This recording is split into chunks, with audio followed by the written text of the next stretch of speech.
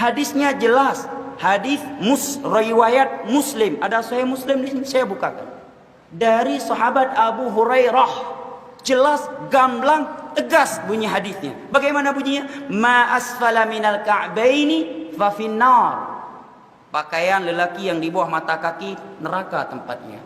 Loh, semua di dalam neraka. Saya tidak memvonis manusia. Saya menyampaikan hadis Nabi. Hadis riwayat Muslim dari sahabat Abu Hurairah.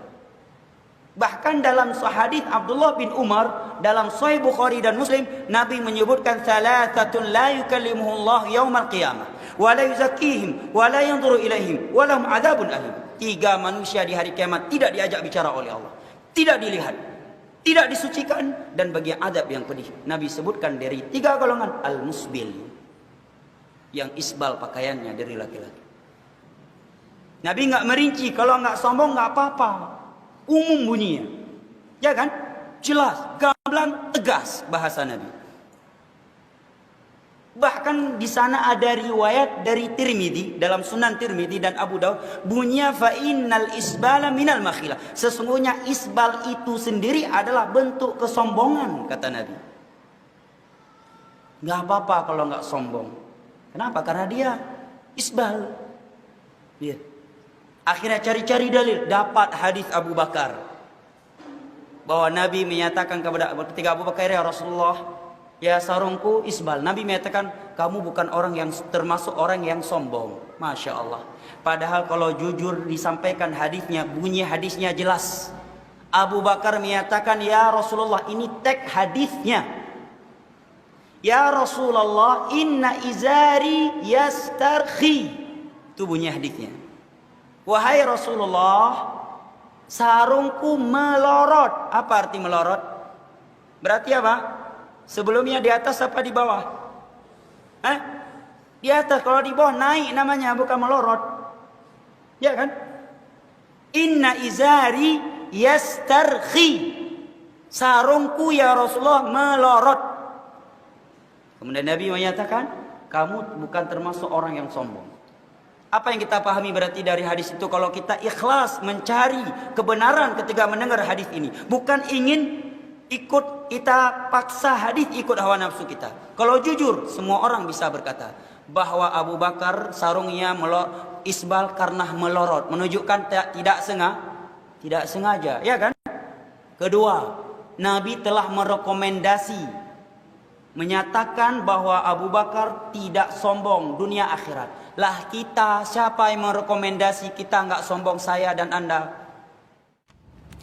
Salah satu dosa-dosa besar adalah isbal. Ketika hal ini saya nasihatkan ingkar mungkar ke kakak saya, maka beliau mengelak dan mengatakan, bukankah sejarahnya Abu Bakar radhiyallahu anhu masih berpakaian isbal, sedangkan niat saya kan bukan untuk kesombongan. Disebutkan dalam Sahih Bukhari, barang siapa yang menjulukan pakaiannya dengan sombong, Allah tidak akan melihat dirinya di hari kiamat. Lalu Abu Bakar mengatakan, sungguh salah satu ujung celanahku biasa melorot, akan tetapi saya selalu memperhatikannya. Maka kata Nabi SAW, engkau bukan melakukannya karena sombong. Komentar Nabi SAW, hadis Bukhari nomor 3655. Bagaimana jika ada yang berdalil dengan perbuatan Abu Bakar di atas bahwasanya ia menjulurkan celananya karena sombong? Jadi saya memperbaiki dulu riwayat ini ya. Riwayatnya bukan begini bunyinya. Riwayat itu, jadi dalam masalah isbal, kalau penanya bisa kembali ke YouTube, ada ceramah saya khusus dosa besar, tapi saya lupa ke 40 sekian gitu ya, 47 itu masalah isbal. Jadi masalah isbal ini ada 3 buah riwayat ya, 3 riwayat.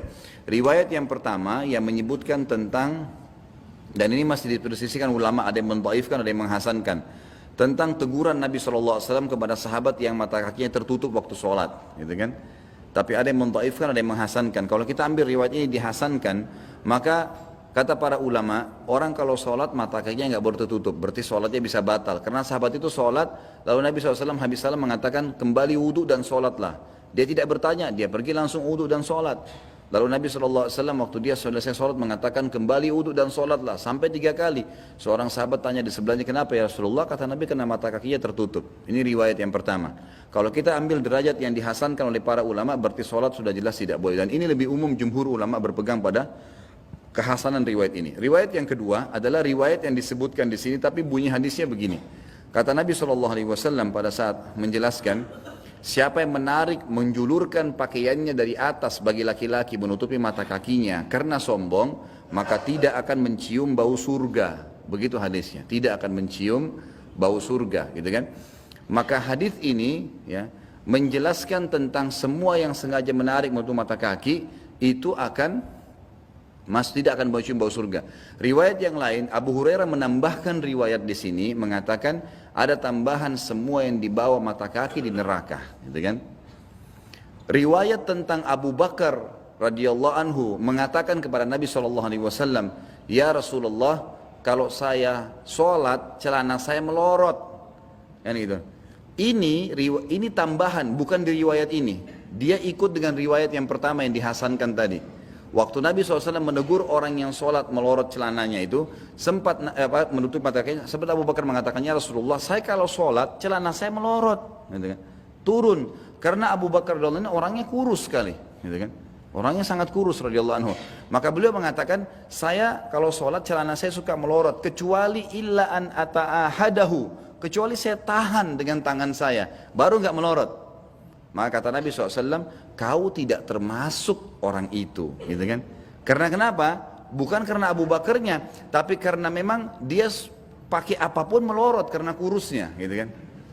Abu Bakar itu cirinya disebutkan dalam ciri beliau, ini bukan kekurangannya, tapi ciri beliau kalau ditiup angin terdorong. Tapi keyakinannya luar biasa, gitu kan? Itu bukan jadi tolak ukur. Jadi karena biasa orang kalau kurus sekali, diikat bagaimanapun melorot lagi, diperbaikin lagi. Itu sebabnya. Jadi ada faktor sebab, maka tidak apa-apa. Ini hadis kedua. Hadis yang ketiga riwayat Bukhari Muslim. Ini sampaikan kepada kakaknya. Kata Nabi SAW, 3 golongan yang paling berat siksaannya hari kiamat. Gitu kan? Allah tidak akan lihat mereka. Allah tidak akan membantu mereka di timbangan amal pada hari kiamat. Dan Allah siapkan azab yang pedih. Pertama, musbil.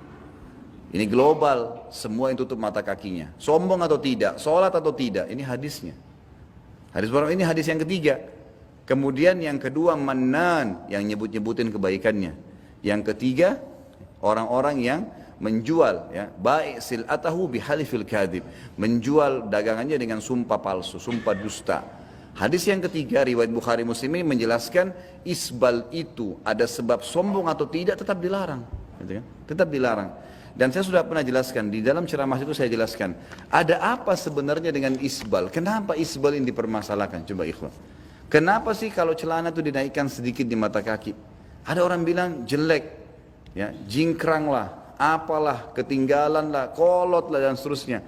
Itu karena naik sedikit ya, ini mata kaki sedikit naik. Yang anehnya, gitu kan, ada orang-orang lebih tinggi dianggap modern, celana puntung tuh. Lebih tinggi bukan?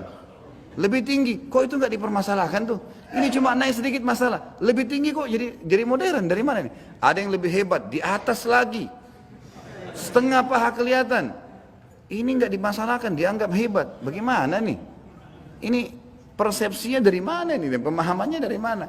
Jadi yang menganggap itu buruk atau tidak, itu sebenarnya persepsi dia sendiri.